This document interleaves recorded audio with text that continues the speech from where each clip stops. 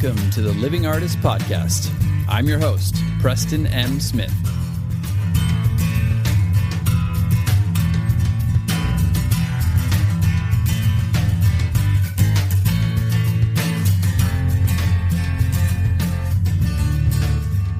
Hey, everybody. Welcome to the Living Artist Podcast. I'm Preston M. Smith, at PMS Artwork everywhere on internet land and socials. I want to thank you for landing on this podcast. Whether you're a professional artist, just getting started in the art world, a collector of art, or just consider yourself a creative person, this podcast has something for you. I like to think of it as a fun way to rant and talk to other creative people about living the life of an artist, surviving and getting ahead in the art world, and enjoying your life. But most importantly, not waiting until you're dead to make it happen. All right, let's get started.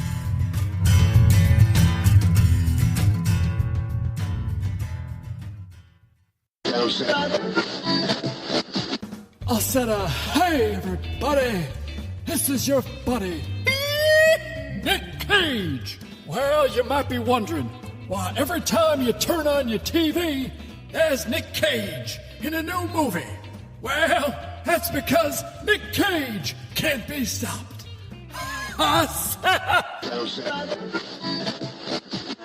We interrupt this over-the-top impression to bring you back to your regularly scheduled program, The Living Artist.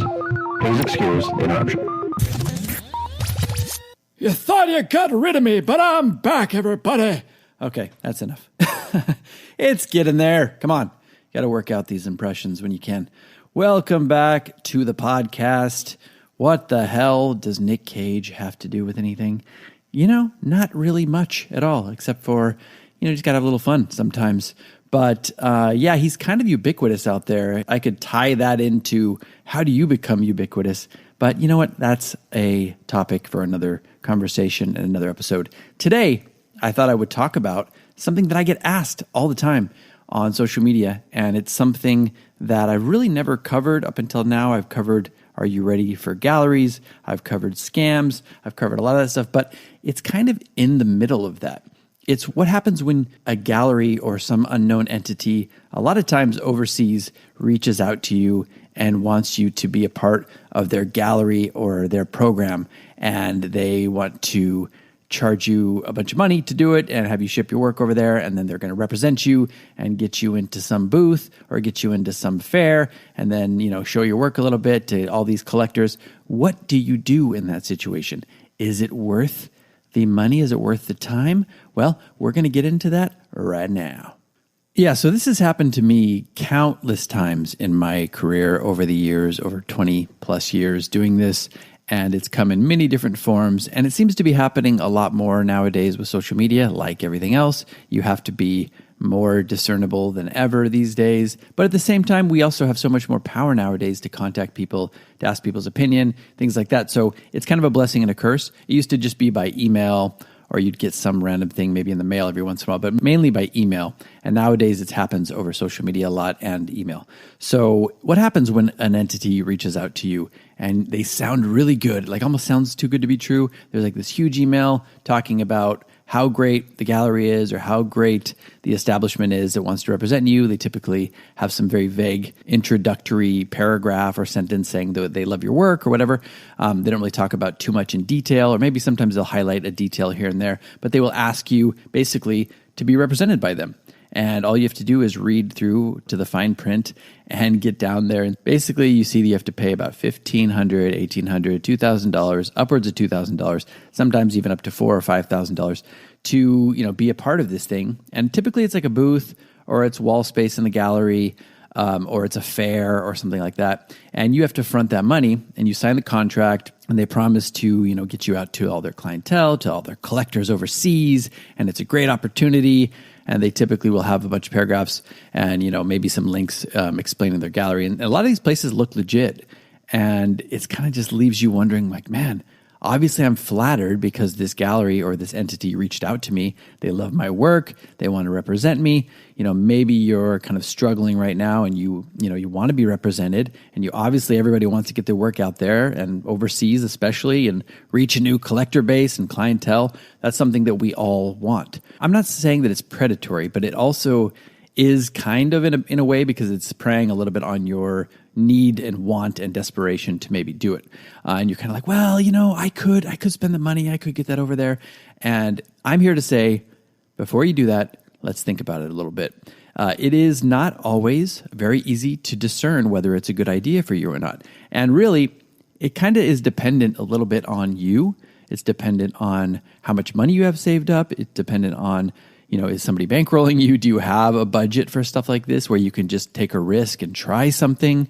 Because a lot of times, I know with me, for example, it would be like draining my account and maybe even getting into debt when I was, thinking about doing some of these things in the past. And I know a lot of people out there are the same. So the stakes are kind of high. Like, do I really take this risk and drain my savings account or even get into debt to get into this? And you have no idea. There's no guarantee that you're going to sell your work, that you're going to break even, that your work's even going to be shown, unless you go over there and you're there personally. And then you have to pay for a plane ticket as well and all that stuff and the insurance on it and packaging everything and insurance on all the packaging of the artwork to ship over there. So you need to really dig deep and think about where you are in your career.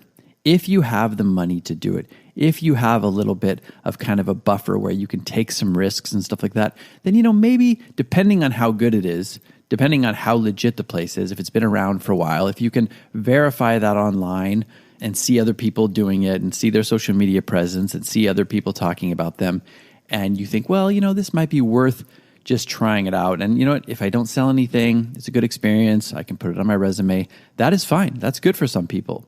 But, a lot of times you will get into something like this and there'll be like, not necessarily promises made, but the strong possibility of sales and of reaching great collectors and, being part of their collector base and having really good reach and, establishing yourself in a way, even if you don't sell anything, where it looks really good to you. So first of all, I would say, a lot of times, the money is kind of a red flag. And a lot of times the cold calling or the cold emailing or the cold DMing in this situation is kind of a red flag for me because it shows that they're doing it to quite a few people and the vague, they don't even really talk about your work or they don't really talk about anything you've done or a specific piece. That's a little bit suspect as well. You'd really want somebody to be like, look, I saw you here. I see that you're selling work here. I love this piece specifically. I see that you have this on your resume. If they've taken the time to really dig into your work and to your bio or what you're doing and it's personalized, that's a little bit better. But also, how many people are they reaching out to? A lot of people who've reached out to me and asked me my advice on this, I've been reached out to by them too. So it's like, what's the likelihood that this has happened with hundreds and thousands of other artists? Pretty high, They probably reached out. It's a numbers game a little bit. They're trying to find artists to represent. They're trying to find a bunch of artists who might be willing to pay the fees and take the risk. And maybe you're a little bit desperate. So in that sense, it is a red flag because it's a numbers game and it's a pay-to-play situation. Not all pay-to-plays are created equal. It's like not all calories are created equal. Not all pay-to-plays are created equal. Like if you're just having to pay a little bit of a submission fee to submit your work, $40, $50, whatever. And then, once you get into a show, you don't pay anything else except for maybe a commission, things like that. That's fine. But if you're having to pay $2,000, $2,500, to show your work, and then you have to ship your work overseas, which is going to probably cost you, depending on how much work you're shipping over there, $1,000 to $1,500 more dollars. And then if you go over there yourself too, you got to get the ticket. So who knows? That's maybe $1,000 to $1,200 or $1,500 more dollars. So you're already out like $45,000, $5,000, $55,000, $6,000 right there just to go over there. And then you have to sell basically the equivalent of that amount of money to break even. So is that worth it for you? It may be. It may or may not be. For me, it never really has been. I've always tried to make a living off my work. I've always wanted to have some sort of a return on my investment or the strong possibility of a return on my investment. I don't want to have the bar be so high that I have to sell $5,000, $5,500 worth of work just to break even. That doesn't seem worthwhile to me, especially if you're an artist who is an entrepreneur and all of it's coming from you, your own budget. You don't have somebody bankrolling you. You don't have $50,000, $100,000 saved up. You're just trying to make a living off your work and get by based on your painting sales and print sales and things like that. If you have to just take this leap of faith to an entity you don't even know as a Hail Mary and hope that you're going to sell that much work, you're probably going to be disappointed. I'm not saying that people don't ever sell work at these things. I'm sure they do. But I would love to see the return on investment as far as on a percentage basis, how much of these people are recouping their expenses. And I would probably say it's pretty low because a lot of these places are going to make their nut based on just your application fees and your fees for the booth to cover the booth or to cover whatever it is that you're doing to be a part of them, to be represented by them. They're going to cover their nut by that. So there's really not a big incentive for them to sell your work. I'm sure they would get a commission on top of that if they sell your work. So they win. It's a win-win for them. But is it a win-win for you? That's something that you have to decide. Look, you can't fault a business for trying to make money. It's understandable. Everybody's trying to make money. We're trying to make money. They're trying to make money. That is understandable. But you have to think about it in terms of other businesses. Like, what other business is there where they're asking somebody to take all the risk and get just some or partial reward, where the other entity gets all the reward and no risk? That doesn't happen in a lot of businesses. Typically in a business where somebody's taking all the risk, the reward is very high. It's like it's worth the risk. It's like, well, if it pays off, it's going to pay off huge. In this situation, you're taking all the risk, and if it pays off for both of you. So you just got to think about it in those terms. Like I said, if you have a lot of money saved up and you're like, look, I'm just going to throw a bunch of shit at the wall, see if it sticks, and, try a bunch of different things, then I say, if that's what you think and you want to build your resume, do it. I mean, take a couple risks, do some things. I think you'll find out based on doing that, and maybe find out the hard way, okay, well, it was worthwhile in this way. I got to meet some people, especially if you went over there and were there in person. Maybe you made some contacts.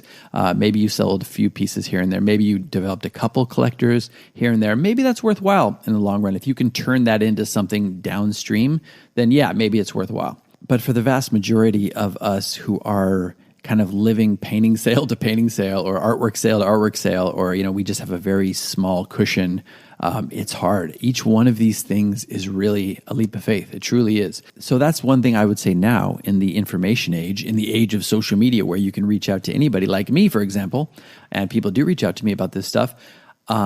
Reach out to people, do your research, do your own due diligence before you do something like this. Maybe you're on the fence and you're like, you know what? I do have a little bit of money saved up. It's not a lot, but it could be worthwhile if I sell a few pieces and I even just break even. That way I didn't lose any money. I made some new collectors. I made some new friends. I made some new contacts.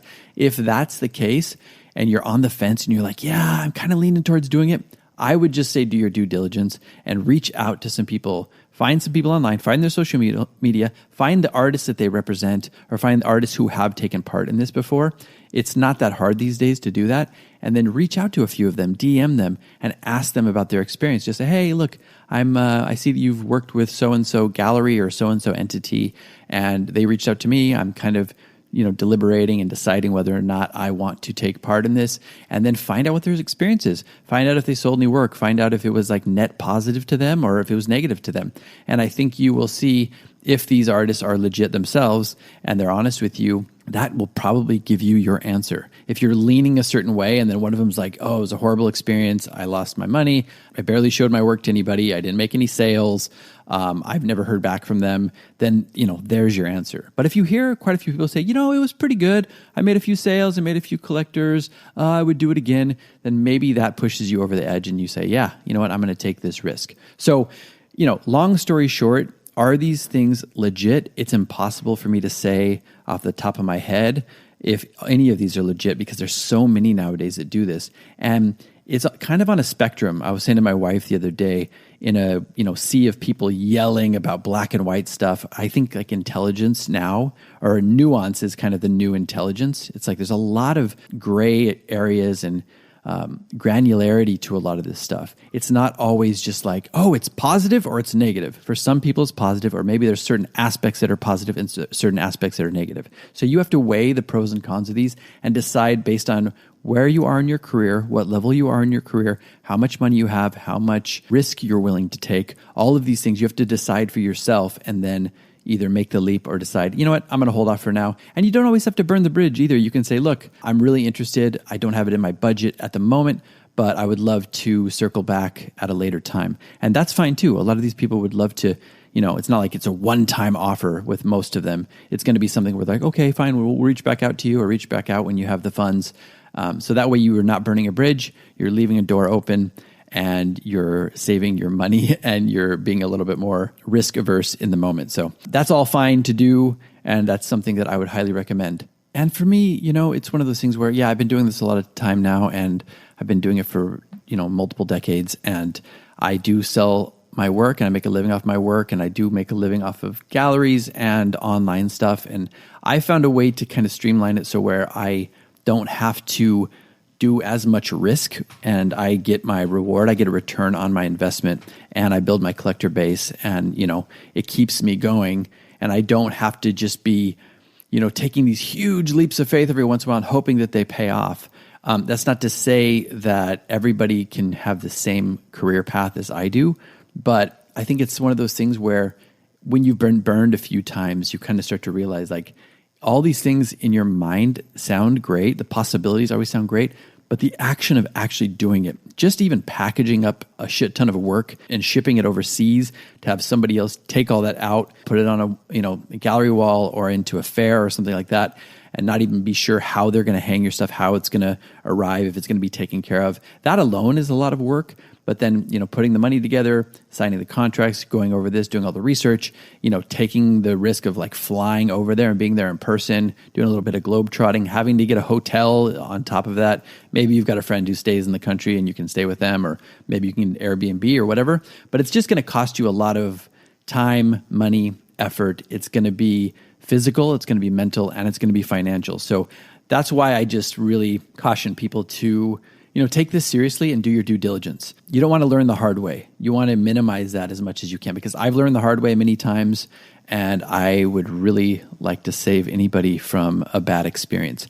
Having said that, as I said before, not to beat a dead horse, but not all of these are just a blanket no for everybody. It all depends on your financial status, on your risk tolerance, on your career level, and really what you want to do. So at the end of the day, you can take this or leave it, but hopefully it's given you at least something to think about and to ponder when you are approached by these places, these galleries, these entities. And just know that you can reach out to people and you can get more information, and you don't have to say yes to everything. And your yes might be a no for somebody else, and that's okay. Hopefully this has been helpful. Looking forward to talking to you on the next episode. Feel free to reach out to me if you have any follow-up questions, or if you have any questions on anything on the interwebs or on the social medias. I am at PMS Artwork everywhere. And take care of yourselves. Be creative, be good to each other, be good to yourselves as always, and happy holidays, everybody. We'll talk to you soon. Bye-bye. I guess you thought you could get rid of me easily. Well, think again, buddy. Huh. Actually, it turned out to be pretty easy.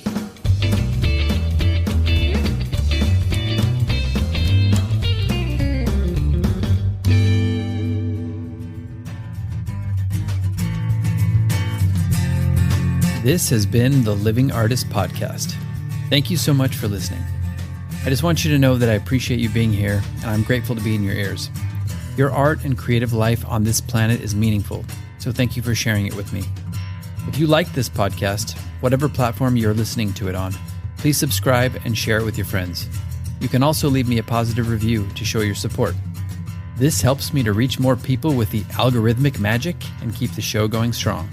If you want to see more of what I do and check out the art that I create, you can visit my website at www.pmsartwork.com or follow me on social media everywhere at PMS Artwork. That's it for now. See you back here next time.